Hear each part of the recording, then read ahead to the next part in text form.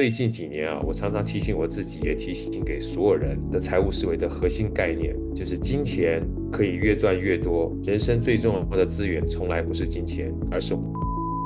嗨，我是小胖，你也可以叫我小芳。今天真的非常非常的荣幸，可以邀请到一个重量级的人物。他曾经担任过台积电的高阶财务主管，然后呢，他也曾经在全球前3大的投资公司新加坡淡马锡担任财务长。今天真的非常非常的开心，可以邀请豪哥来上我的 YouTube 频道。那我们就请豪哥跟大家打声招呼好吗？ Hello，大家好，我是好趣好哥，非常开心跟肖邦在空中跟大家一起相会。虽然说啊，我的频道呢主要是在分享美股的一些知识嘛，但是我相信对于每一个投资人来说，拥有正确的财务思维是比去投资股票来得更重要的一件事情。其实财务思维，我觉得它就有点像一切的根基啦，就像盖房子一样，如果根基不够稳固的话，那就没有办法往上盖。所以如果没有正确的财务思维，那你就不会知道要怎么样去管理金钱。所以今天呢，我就特别邀请到豪哥来跟我们聊一聊财务思维。好，那我就不多说废话了，我们直接邀请豪哥简单自我介绍一下。好啊，谢谢肖邦，肖邦很客气啊。其实肖邦本身呢，在财务领域里面，好哥可以邀请过肖邦来好哥的好声音，然后我在跟他对谈里面，我也学到很多。因为其实财务思维啊，就跟各个不同的领域一样，是不断与时俱进的。那好哥呢，会有这样的财务思维的话，因为我自己本身父亲很早就过世了，在13岁就过世，所以我是很想要赚钱啊。其实坦白讲，这个财务思维就赚钱嘛，某种程度上面希望累积多一点资源。所以后来虽然我在清大是我一开始念大学的时候念工业工程，但是因为在念工业工程的时候，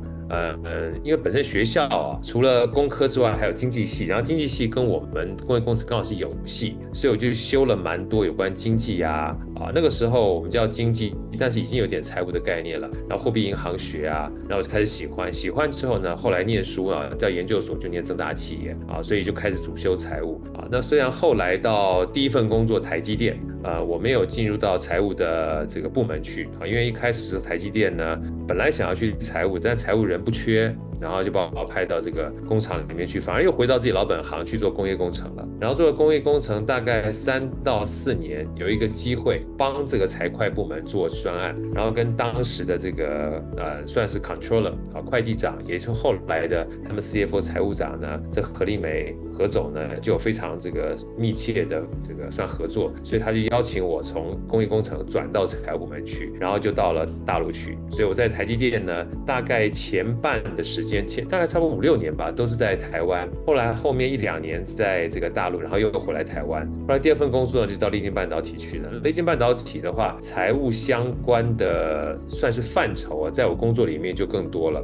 因为那时候包含做总经理特助，要谈技术移转要算是移转定价，后来做所谓的合资公司，我们叫 joint venture， 要算这个合资的价钱，然后包含呢，后来我们还有做任何的所谓购并。其实说句老实话，财务这件事情说难这个也难，说简单也简单，就是买东西，就是计算钱，所以存钱、赚钱、算钱，它就是所有大大小小的事情都会在这个里面的。而也因为这样关系，后来第3份工作到银行，第4份工作到大洋创投呢，财务这件事情呢，在好哥的生命当中，或者是职场里面就扮演非常多的角色。当然，其实财务呢，某种程度上算是一个所有的这个领域的地基。你有了财务之后，你可以创业；你有了财务之后，可以做任何事情。因为我们都希望做任何事情要有所谓的成本效益嘛。所以财务这件事情呢，我才常跟大家讲说，每个人都知道。就像你每个月呢，你一定很在乎这个要准时去领薪水，对不对？每次问说大家懂不懂财务，他不懂。我说你一定在每个月的时候知道发薪日是哪一天吗？好哥，我当然知道啊。我说你一定会很在乎，在每一个月月底的时候，或下个月月初的时候，要按时缴信用卡，要不然就会被这个法制纳金嘛。但是我知道，真的就够了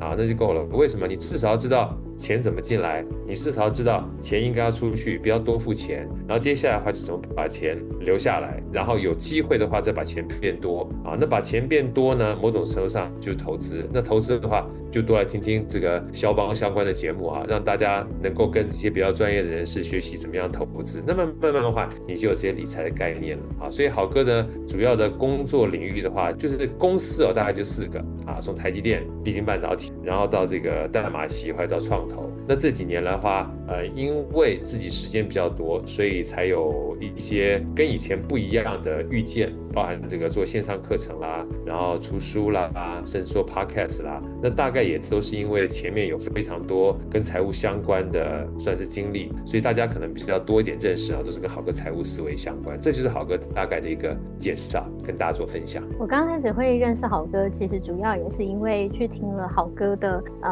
跟财务相关的讲座，那他线上跟线下的讲座其实我都听过，然后每一次听都会觉得哇，收获非常非常多。那今天我主要想要询问好哥的一件事情，就是身为一个专业的财务顾问，然后再加上你本身的工作经验也非常的丰富嘛，那身为一个财务顾问，然后同时你又是一位作家，你觉得人生中最重要的财务思维是什么？很多人都把财务这个2个字跟金钱绑在一起我觉得这个是很正常的，因为如果你没有钱的话，你就不能买东西；没有钱的话，你就不能叫做食衣住行娱乐去交换你想要的这个物品或是标的。所以其实呢，钱一般而言，我们直觉上面算是以财务的观念而言最基础的一种所谓资源。那接下来好哥就要讲资源2个字，但真正的关键从来不是钱。我最记得有一次我去看这个宰相刘罗锅可能有人没有看过，就是看那个乾隆跟刘罗锅，然后跟和珅一起下江南。然后下江南的时候呢，有一次这个乾隆皇帝就不想跟着刘罗锅跟这个和珅2个在一块，因为这2个一天到晚斗嘴烦，他就自己跑到大街上面想要兜兜风聊聊天看看这个民情突然看到个小摊子，有人在卖豆腐脑大陆叫豆腐脑，就豆花他就想说，走了也累了他们叫走了也乏了也口渴了，坐下来喝碗豆花好了很开心。老板来碗豆花，然后坐下来之后呢，就喝豆花，喝完之后拍屁股就要走了，这时候就被那个老板叫，客官，什么事乾隆看了望他一眼，你还没给钱呢。这时候乾隆才突然惊觉，对呀，我需要给钱我一看到这个地方的时候，觉得有点乐，你知道吗？开心。对呀，皇帝干嘛需要钱呢？平常他在皇宫里面，他哪需要钱呢？一召唤想要什么就得有什么，甚至以前这个不要讲皇帝了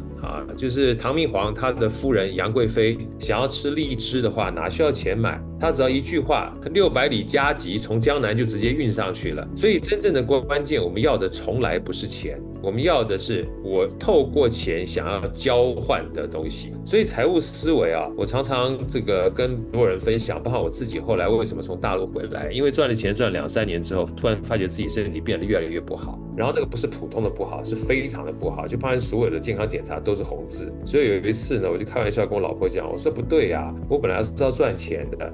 结果赚来赚去之后，钱好像赚到了，身体越来越差，然后全都是红字。想一下，老婆年轻，女儿小，到时候一不小心人挂了，这所有赚的钱都给老王享受，这不是很奇怪吗？对不对？真正赚钱你要能够去花真正赚钱你要能够交换到你想要交换的东西。金钱是手段，你想要的才是目的。这2句话是最重要的一个财务思维。那想要交换什么呢？我们通常是用金钱来交换其他的资源。所以后来有一本书给好哥一个非常大的启发，那本书就是《通往财富自由之路》。《通往财富自由之路》呢，是李笑来老师写的一本好书，它里面就讲了人生最重要的财富呢3件事情：注意力大于时间，大于金钱哇，这3个一讲完之后，我就豁然开朗。为什么？对我今天赚完钱之后干嘛？我可以交换任何的东西，而且任何的东西呢，某种程度上面都是帮我省时间的，不仅是被动成本大家去想想看，今天如果我没有钱的话，我自己要喝一杯咖啡，我要去种咖啡树，我要去采摘咖啡豆，我要烘焙，我要磨粉，我还要自己做咖啡机，我还要做杯子，怎么可能？你要喝一杯咖啡2-3年都喝不到。可因为你有钱了，你可以买到大家最终那个成果就在你旁边的超商里面，35块就喝到一个中杯的，45块喝到一个大杯的。所以钱这件事情呢，虽然是帮我们交换东西，但最终交换的其实关键是时间。你可以在非常短的时间之内用钱买到你想要的必需品，而当你如果因为用钱可以买到你的时间之后，哇，重点就来了。如果你随便要喝一杯咖啡都要花1年的时间，现在目前只要2秒钟或3秒钟，用个悠游卡用钱交换一杯咖啡之后，你可以省掉1年的时间。当你省掉1年的时间干嘛呢？你省了1年时间，我说你省下来的时间想干嘛就干嘛，这就叫做注意力。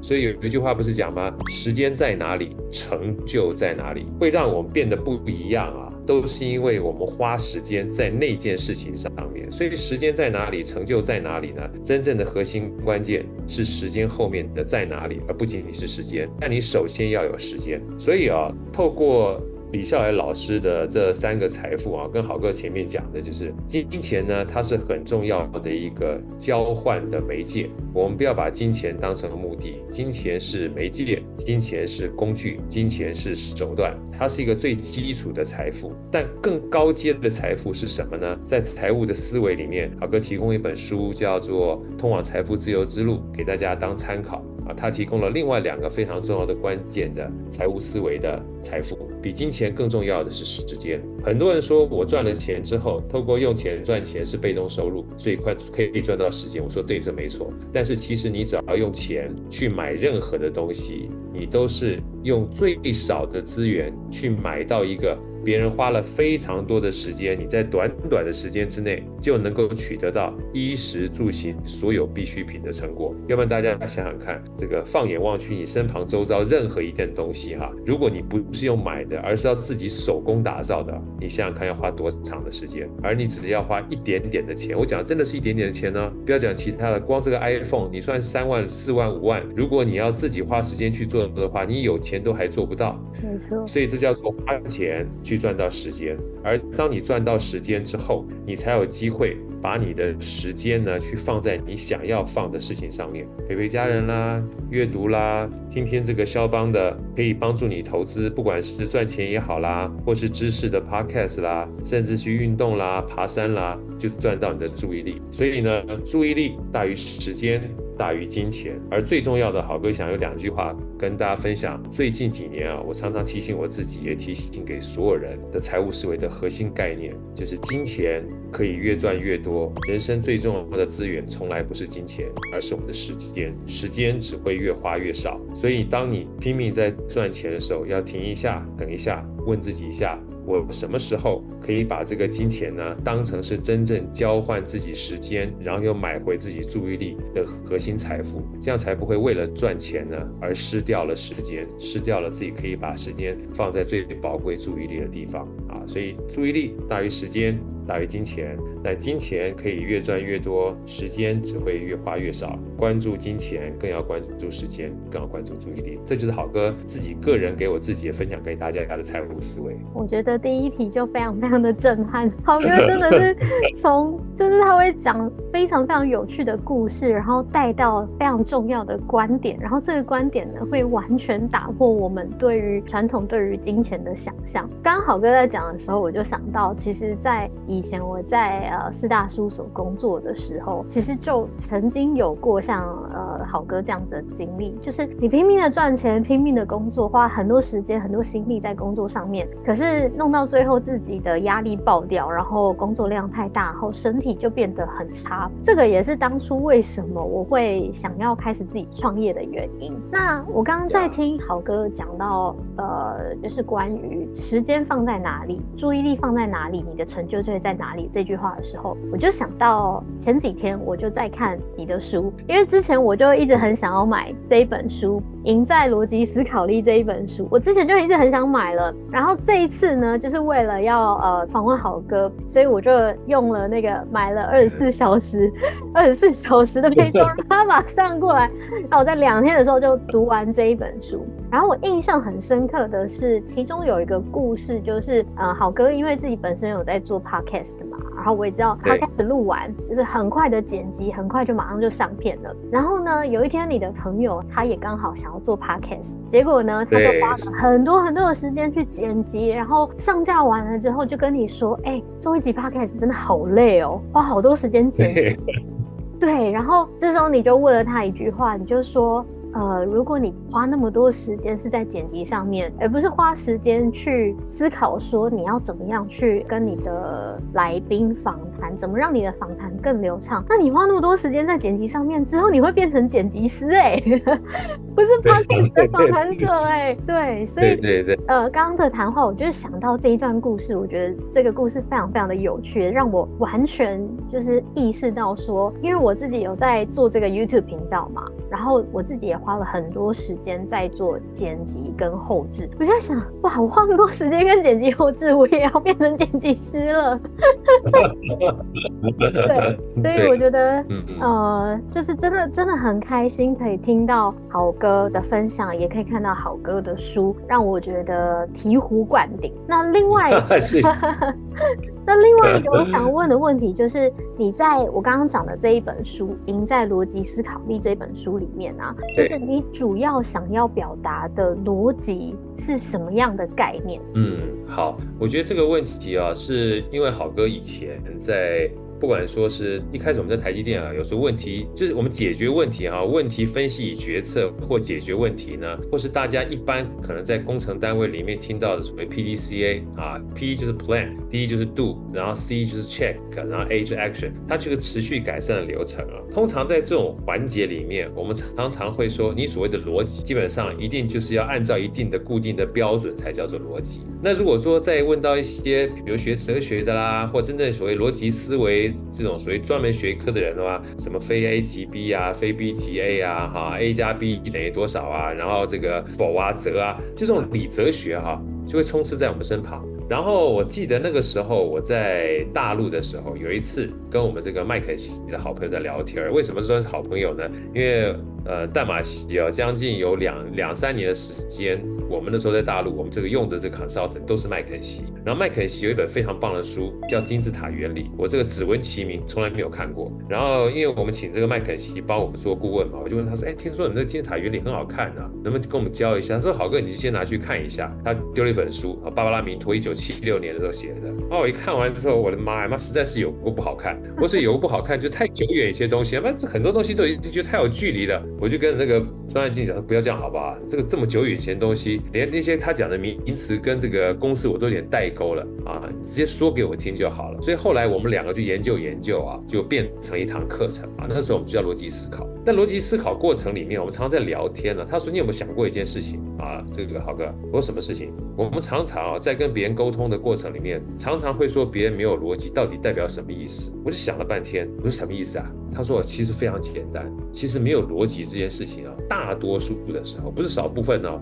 大多数的时候只不过是你不知道别人说什么，跟别人不知道你在说什么。所谓的没有逻辑，只是你不知道别人在说什么，然后别人不知道你在说什么。我想有道理啊，对不对？常常我在讲话的时候，老板说我说话没有逻辑，其实认真说起来，他只是觉得我说话漏等，他没有办法听到重点而已。或者很多的时候，我是用我这个学科的专业知识说给他听。说句老实话，因为他是老板嘛，他也不能说他不懂，他就说你没有逻辑，但他搞不清楚你说的专有名词是什么。所以这就是为什么好哥的书啊，第一个抬头topic 叫做赢在逻辑思考力，第二个抬头稍微比较拗口一点，叫玩一场扩张边界的游戏，待会我会稍微这个跟大家分享。其实第三个有个小标题在书上面是我自己特别把它加上去的，而且这个第三个小标题其实才是我心里面很重要的一个话。我说什么叫逻辑思考？逻辑思考就是一个理解他人的过程。你要真正能够理解他人的话，坦白讲，你们彼此的逻辑就对焦了。而当你们能够互相理解的时候，那哪有什么没有逻辑或者是有逻辑的？我还记得有一次，这个我的小女儿跟大女儿在聊天的国小的时候，然后那个大女儿呢就在写作业，然后我小女儿大概1、2年级吧，突然就问她姐姐一句话，我还在旁边啊，姐姐，你以后抬头转身的时候，你想要做什么？我听得很懵，你知道吗？这小妮子妈说什么东西啊？什么叫你以后抬头转身的时候要做什么？就看她姐姐啊，往她旁边看了一下，那个不叫抬头转身啊，你是不是想说投胎转世？你妹说对，投胎转世，你看到没有？这个什么样的概念？就是我不理解他什么逻辑，可他姐姐懂，他姐姐完全可以就他抬头转身啊。我们完全搞不清的逻辑，他就知道他讲什么，这就是非常有趣的一件事情。你说有没有逻辑？有。你说有没有逻辑？没有。就一般而言，如果不理解的话，你不知道这个小妮子在问什么东西。但是这个姐妹叫做心有灵犀一点通，彼此有默契，就算一个眼神，她都叫做逻辑。所以如果是这样概念的话，逻辑不就很简单了吗？逻辑就是一个彼此互相理解的过程。那什么叫做彼此互相理解的过程呢？如果今天你对自己的知识维度没有办法达到跟你要互相沟通的人一样高的时候，你就好好请教他，好好学习啊，好好请教他，好好学习呢，就是扩张边界，让自己能够跟比你懂的人呢在一样的频率上面，不就好了吗？就像今天我对这个投资哪一个国家的股票不清楚，但是我也不知道呢，为什么肖邦要投资美股？很简单嘛，你喜欢投资台股，但他觉得他投资美股，那你不会想要问一下说，为什么肖邦你会想要投资美股吗？如果今天他让你知道了之后，你不仅知道他投资美股，还知道他为什么投资美股，就是我们古人常讲的知其然，知其所以然，你就理解啦。你一旦理解之后，就算你还想要投资台股，他还想要投资美股，你们两个呢，不是逻辑不好，而是逻辑不一样。当我们认知到逻辑本来就不一样的时候，这一件事情就变得很有逻辑了。为什么？因为不一样呢，未必是唱反调，不一样本来就是不一样。因为每一个人的成长历程就是不一样的。而我们看待同一件事情呢，就算结论不一样，我们真正应该关注的从来不是他的结论，而是他怎么想，是他的角度，是他的观点。而大家想想看，除了知识之外，你的想法跟别人想法不一样，而你能够理解自己的想法，加上他人的想法，某种程度上面，除了知识以外，想法的扩张也是一个扩张边界。就像好哥写在书里面的这个史蒂芬·科维的一个小故事，其实有另外一个小故事呢，是好哥在这个庄子里面看到的，也提供给大家做参考。就是有一次有一个渔夫应该是一个船夫在划船，在这个湖上，那划着划着呢，要靠岸的时候，正要靠岸，嘣一下就感觉后面有另外一个船就撞了他一下。这时候船夫这个怒气就突然起来了，想说哇哩嘞，哪一个冒失鬼突然从后面撞我。他正准备要回过头去好好跟后面那个撞他的人吵一架的时候，这个怒气都已经起来了，这个整个带弹要这个 fighting 的感觉都出来了。等他往后一转身的时候，发觉哇哩嘞是一艘空船为什么空船呢？旁边那个船被风吹一下，撞他一下，他一看到空船的时候，自己就哑然失笑，哈哈哈，原来是艘空船然后没事儿，把这个船锁上之后就上这个岸上去了。重点来了，被撞的这个事实一点都没有改变，被撞就是被撞，但是他一开始的念头以为是别人撞他，以为是人撞的，哇 kimoji 就败。但是一转过去发觉是风撞的，他整个念头的怒气呢戛然而止，完全不见。所以事实并没有改变，真正改变我们从怒气，应该说改变那个船夫从怒气到缓解的是他的想法，一个是从人，一个是从风。所以这也就是为什么这个包含好哥在书里面特别提到那个史蒂芬·科维，他写《与成功有约》的这个作者，有一次坐在这个地铁上面，地铁很安静，然后坐着呢，大家都很安静，在看着书看着手机的时候，突然到一站的时候，有一个爸爸带着几个孩子就上来了，然后上来这个车厢的时候呢，大家都很安静，这爸爸就乖乖的坐在那个角落里面，其他整个小孩吵得跟鬼一样，所以一下就把这些乘客都给搞恼。那史蒂芬·科维呢就很积极主动的跑到这个爸爸旁边说，这位爸爸那个爸爸突然被这史蒂芬·科维叫一下，也惊了一下，不知道什么事他说真的不好意思，我们这个所有车厢里面的人本来都很安静的，那你的小孩一上来的时候呢，让车厢声音有点大，你可不可以稍微去管一下你小孩？然后这爸爸呢很有礼貌就说，哎呀，很抱歉，我没有注意到我的孩子给大家造成困扰，真的很抱歉。然后接下来说了一段话，让史蒂芬·科维呢就是有不一样的认知。他说什么呢？他说真的很抱歉，我们刚刚才从医院出来，我刚失去了我的太太，而这几个小孩刚失去了他们的妈妈，所以我们都还没有从悲伤的情绪当中走出来，以至于忽略掉了大家的感受。当这爸爸一说完之后，史蒂芬·科维说当场他那种本来有点邪恶就嫌弃或嫌恶的感觉完全没有了。他说了一句他自己觉得每一个人都会说的话，他说真的很抱歉，不知道你发生了这么大的事情， I'm sorry， 如果有任何我可以帮助你的地方，请不吝告知我。然后他就慢慢退回他座位去了。当他在退回他的这个地铁车厢的座位的时候，他再看一看其他车厢的其他乘客，每一个人原来那种怒气的眼神全部收回来了，因为都听到这爸爸在讲话了。所以大家想一下包含刚才那个船夫，包含坐在这个地铁上面所有的人，他们面对的事实啊，被撞还是被撞，孩子吵还是孩子吵，事实没有改变，但是情绪呢，因为知道了看到的观察后面的洞察之后，完全不一样了。所以有2句话我非常喜欢，这也是我们在扩张边界或逻辑很重要的一个关键。什么叫做扩张边界呢？除了事实跟知识的扩张之外，更重要的是从观察到洞察的扩张，就不只看到你看到的表面，更要知道你可能没有看到表面后面的里面，这叫做从观察到洞察。而当你从观察到洞察之后，你会发现一个非常重要的关键，就是影响我们认知跟情绪的从来并非事实本身，而是我们对事实的看法。影响我们认知跟情绪的从来并非事件本身，而是我们对事件的看法。而同样一个事件，当你的看法不同，你的逻辑就会不同，你的思考就会不同，你的应对也会不同。所以这就是好哥在这一段想跟大家分享，为什么我把我的书逻辑思考呢叫做扩张边界，叫做理解他人。这扩张边界有2层含义，一个是知识层面理性上的，就是当我们希望能够知道比较多的时候呢，我们要稍微透过学习能够理解别人说些什么。另外一个是感性上，就是不要只相信你看到的表面，不要只相信你看到的观察，可以再往深一点点，看看这个看到背面有什么东西，然后看到这个观察后面有什么洞察。而在这样的情况之下呢，就算是同一件事情，你可以承认你可以采取不同的思维跟不同逻辑，而这个就是理解他人的过程。所以好哥最后有2句话想跟大家分享，就是逻辑呢，你看完好哥的书，听完好哥讲之后呢，你可以告诉自己，逻辑从来没有固定的逻辑，不一样未必唱反调，不一样只是不一样。那么这样情况之下，你心态就会比较放下，你也会比较能够有开阔的胸襟去接触到很多的事情。这也是我常常告诉我自己的，当你没有成见的时候，你就可以有更多的看见，而当你有更多看见的时候，你就可以有更多的选择，你就不会执着在逻辑只是那个小小的一隅上。我觉得听了好哥的分享，就觉得自己的知识边界又扩张了一些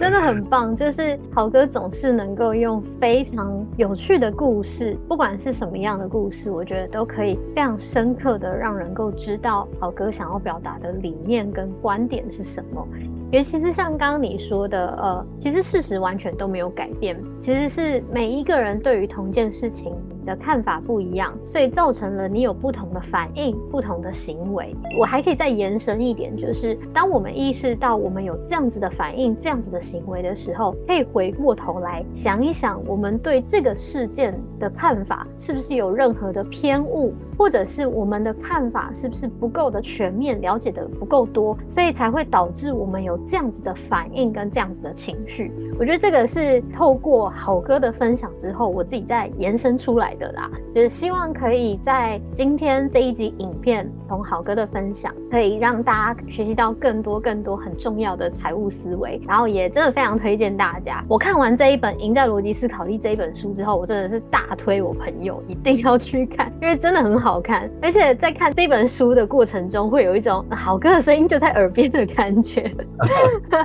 非常的棒。那今天真的非常的开心，可以邀请好哥来我的频道上面玩，然后也很谢谢他跟观众们分享这么多非常棒的逻辑思维跟财务的知识这样子。那今天这集影片就到这边，如果你喜欢我的内容，就记得要按赞、订阅、分享。那我们下集影片见，拜拜。拜。